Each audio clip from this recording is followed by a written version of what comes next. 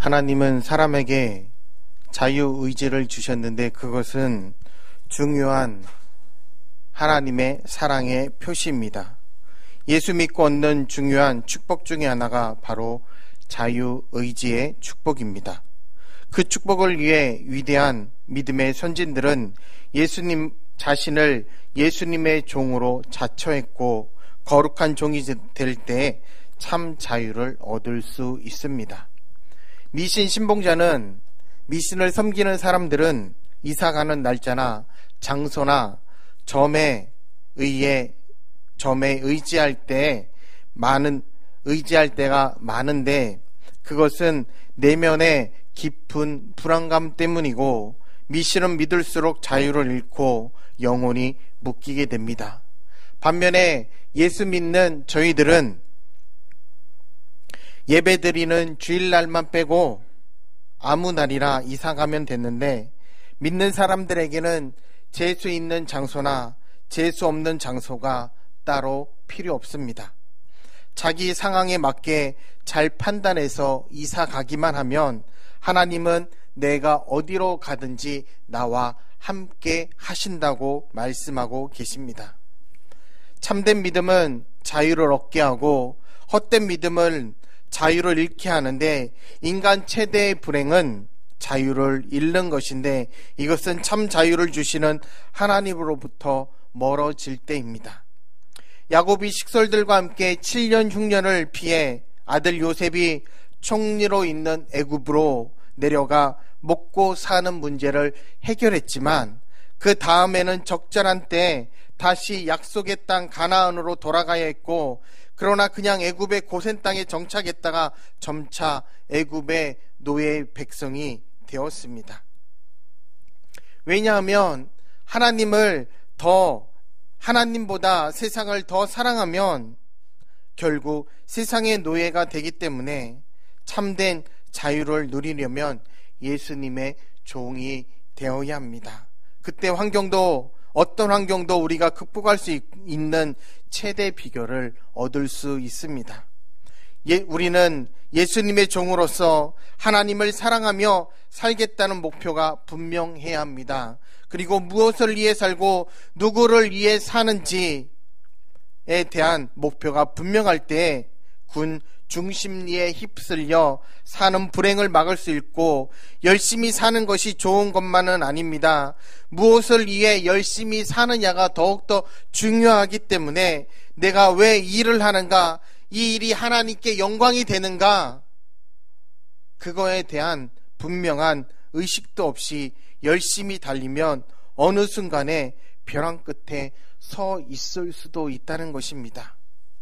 한국 학생들의 가장 큰 불행이 무엇입니까?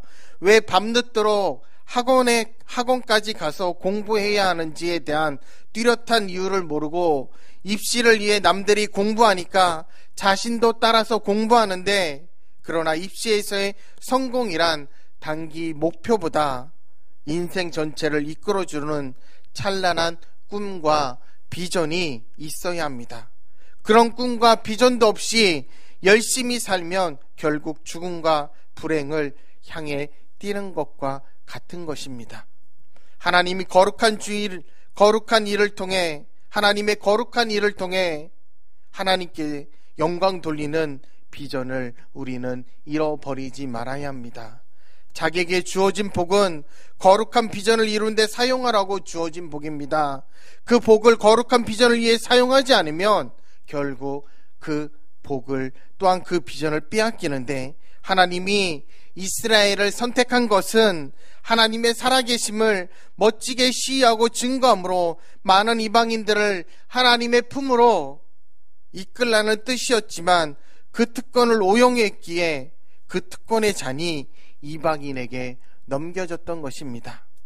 하나님이 주신 복을 하나님의 영광을 위해서 사용하지 않고 자신만을 위해 사용하면 그 복을 빼앗기고 반면에 하나님이 주신 복을 하나님의 뜻과 영광을 위해 책임있게 사용하면 하나님께서는 더 많은 축복을 그리고 더 많은 자유를 우리에게 주신다고 말씀하고 있습니다.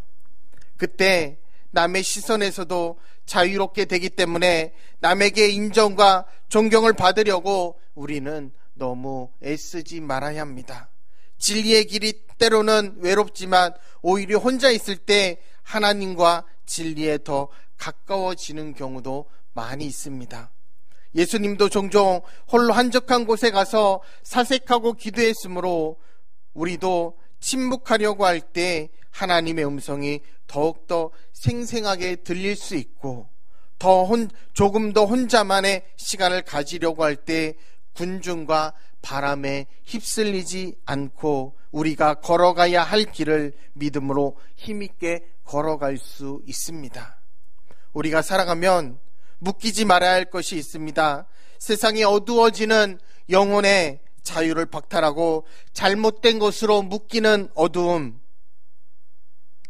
세력들이 커지고 그런 세상에서 인생의 거룩한 목표를 잃지 않으려면 잘못된 것에 얽매이거나 묶이지 말아야 합니다. 특별히 다음과 같은 4가지에 묶이지 마시기 바랍니다. 첫째는 형식주의입니다.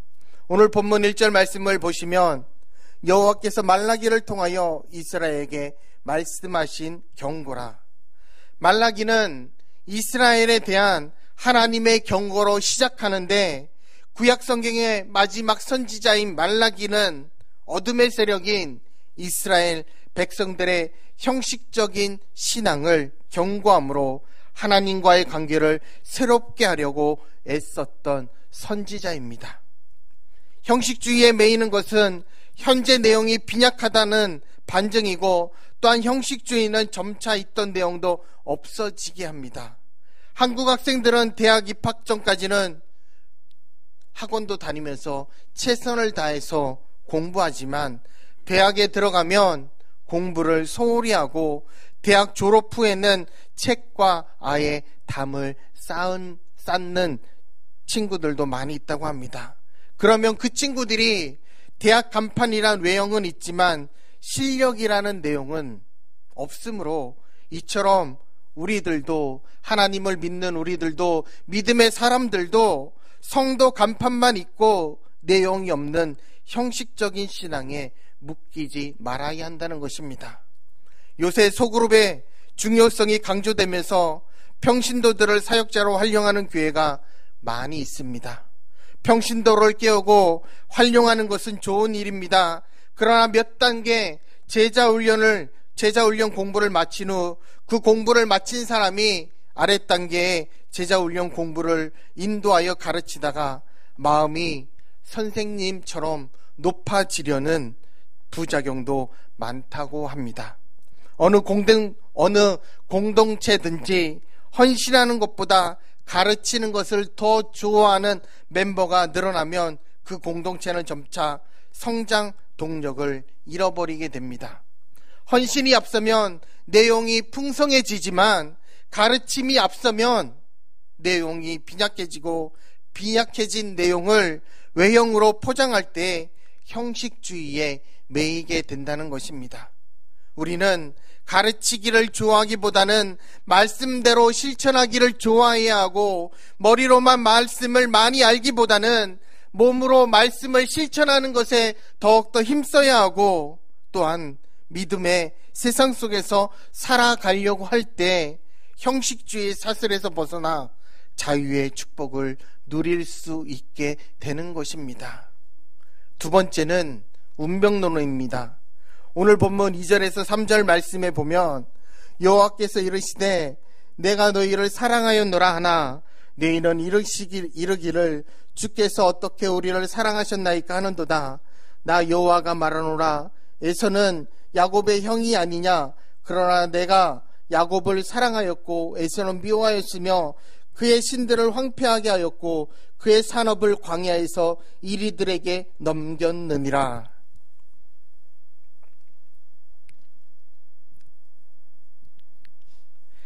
2절에서 3절에 보면 하나님은 이스라엘 백성들에게 경고의 말씀을 전하면서 가장 먼저 했던 말이 내가 너희를 사랑했다는 말씀부터 전했습니다. 그때 백성들이 주께서 어떻게 우리를 사랑했습니까? 라고 반문했는데 결국 이스라엘의 형식적인 신앙은 하나님의 사랑을 깨닫지 못한 데서 비롯된 것이었고, 그런 어리석은 반문에 대해 하나님이 다시 말씀하시는데, 에서는 야곱의 형이 아니냐, 그러나 내가 야곱을 사랑했고 에서는 미워했다. 이 말씀은 예정론을 정당화하는 말씀이 아니라, 하나님은 내가 야곱을 사랑받는 자로 예정했고 에서는 미움받는 자로 예정했다고 하지 않았습니다. 신분은 사람의 선택이 아닌 하나님의 무조건적인 선택으로 확정될 때가 많지만, 행위는 사람이 스스로 선택할 수 있고 하나님은 그 행위에 대해 심은 대로 거두게 하십니다. 예정론은 하나님의 주권적인 선택을 강조한 사상이지 표현할 수 없는 인간의 숙명을 강조한 사상이 아니기 때문입니다. 이삭의 두 아들 중 누가 형으로 태어나게 할지는 하나님의 주권적인 선택의 문제지만, 실제로 둘 중에 누가 더 복된 자로 살지는, 복된 자가 될지는 둘이 스스로 선택하는 행위에 따라 얼마든지 달라질 수 있기 때문에, 결국 이 구절에서 하나님이 에서를 미워했다는 말은 창세전부터 에서를 미운 존재로 선택해서 이 땅에 태어나도록 예정했다는 말이 아닙니다. 성경을 보면 에서가 장자권을 잃은 것은 에서의 운명 때문이 아니라 에서의 행동 때문이었습니다. 에서는 배가 고팠을 때 장자의 명분이 나에게 무슨 소용이 있냐고 하나님의 축복을 경시하고 장자의 명분을 동생에게 팥죽 한 그릇에 팔았지만, 반면에 야곱은 똑같이 형과 같이 배가 고팠지만 팥죽보다 하나님의 축복을 중요하게 생각했기 때문에 장자의 명분을 더 원했던 것입니다. 또한 야복강에서 하나님과 씨름할 때도 하나님이 축복하지 않으면 절대로 놓지 못한다고 하면서 허벅지 관절이 부러져도 하나님을 붙잡았기에 하나님을 이긴 자라는 뜻의 이스라엘이란 이름을 얻을 수 있었던 것입니다. 에서처럼 하나님의 축복을 경시하며 믿지 말아야 합니다. 하나님의 축복을 바라지 않는 것은 겉으로는 우리가 고상하게 보여도 하나님의 미움받는 행위가 될 수 있기 때문에 우리에게는 바른 축복 신앙이 필요합니다. 하나님의 축복에 대한 갈망도 없는 믿음은 추상적이고 운명론적인 믿음이 될 수 있습니다. 기복주의 신앙도 주의해야지만 운명론적인 신앙도 주의해야 합니다. 하나님은 인간의 자유의지를 박탈해서 운명론에 묶어두지 않았습니다. 에서는 하나님의 축복을 경시하는 행동을 했기에 하나님의 미움을 받고 공의의 심판을 받은 것이고, 그 심판으로 에서의 산들과 에서의 산업이 황폐해졌던 것입니다. 사람에게 자기 행동을 스스로 선택할 수 있는 자유는 있지만 그 선택한 행동에 대한 책임도 우리가 져야 하고, 하나님은 행한 대로 갚아 주십니다. 여러분, 지금부터라도 좋은 행위를 선택해서 새로운 복된 역사를 앞으로 만들어낼 수 있다는 바른 축복 신앙을 가지시기를 주님의 이름으로 소망합니다. 세 번째는 행동주의입니다. 하나님의 심판으로 황폐해졌을 때 에돔은 철저히 회개해야 했지만 에돔은 회개하지 않고 오히려 도전적인 태도를 취했습니다. 그 말씀이 오늘 본문 4절 말씀에 보면, 에돔은 말하기를 우리가 무너뜨림을 당하였으나 황폐된 곳을 다시 쌓으리라 하거니와 나 만군의 여호와는 이르노라. 그들은 쌓을지라도 나는 헐리라. 사람들이 그들을 일컬어 악한 지역이라 할 것이요 여호와의 영원한 진노를 받은 백성이라 할 것이며. 에돔은 하나님이 황폐하게 한 것을 다시 쌓겠다고 했는데 그런 태도는 넘어져도 오뚜기처럼 다시 일어나는 긍정적인 믿음의 태도가 아니라 오히려 하나님을 대적하는 교만한 태도일 수도 있습니다. 그런 교만과 호언장담도 하나님의 미움을 사게 되는 가장 큰 원인 중에 하나일 수도 있기 때문입니다. 하나님께서는 우리가 낮아지면은 하나님께서 우리를 높여주시고, 또한 우리가 높아지면은 하나님이 나를 또한 낮추십니다. 운명론을 거부하는 것은 좋지만 자기가 하면 다 된다는 긍정적인 사고방식을 내세운 행동주의도 우리는 주의해야 합니다. 그래서 말씀에 깊이 젖어들을 줄 알아야 하고, 하나님께서 이 말씀을 통해 나에게 말씀하시고자 하는 음성을 또한 우리는 잘 들을 수 있는 준비되어 있는 믿음의 사람들이 되어야 합니다. 우리가 하나님의 말씀을 가지고 있는 경험에 깨어 맞추려고 하고 말씀과 기도도 없이 현장으로 뛰쳐나아가는 것만 좋아하면 곧 우리의 내면이 무너질 수밖에 없습니다. 그런 내면에 무너지는 것이 집회에서 듣는 종교 모험가의 1시간의 얘기로는 회복되지 않고, 또한 가볍고 피상적인 신앙 속에서 펼쳐지는 흥미 위주의 집회, 은사를 선사해주고 종말을 보장해준다는 교주의 호언장담, 그리고 외판원식의 전도 방법들, 그리고 소리가 요란한 종교적인 행동을 성령의 능력으로 오해할 때가 얼마나 많이 있습니까? 성경 말씀을 외면하고 자기 행동과 경험을 신뢰하면 점차 우리의 영혼이 병들게 됩니다. 어떤 이단 목사는 이렇게 주장한다고 합니다. 여러분, 내가 약 8,000번의 임상 실험을 해보았는데 귀신은 불신자들의 사후영이었습니다. 그렇게 귀신론을 내세워 귀신을 쫓아낸다고 하면서 포교 활동에 크게 성공했지만 8,000번이 아닌 8억 번의 경험을 했어도 성경적인 근거가 없다면 그것은 자기중심적인 행동주의자의 헛된 주장일 뿐입니다. 믿음은 삶의 문제를 해결해주는 해결사나 질병을 고쳐주는 마술 도구가 아니라 하나님을 바라보아야지 문제 해결을 바라보려고 하지 마십시오. 문제 해결에 우리가 집착하면 조작하는 믿음에 우리의 영혼이 넘어지기 쉽기 때문입니다. 무대 위에서 행동주의의 가수처럼 이리저리 뛰는 것을 믿음과 성령이 충만한 행위로 오해하지 말고, 또한 그런 행위로 성령의 역사가 나타난다고 오해하지 마십시오. 성령의 역사는 사람의 조작으로 나오는 힘이나 마술이 아니라는 것입니다. 그래서 신앙과 신념은 아주 다른 것입니다. 신앙은 하나님을 믿는 것이고 신념은 자기를 믿는 것입니다. 한때 하면 된다, 할 수 있다는 구호가 대단한 믿음의 구호처럼 한국 교회에 유행했던 적이 있다고 합니다.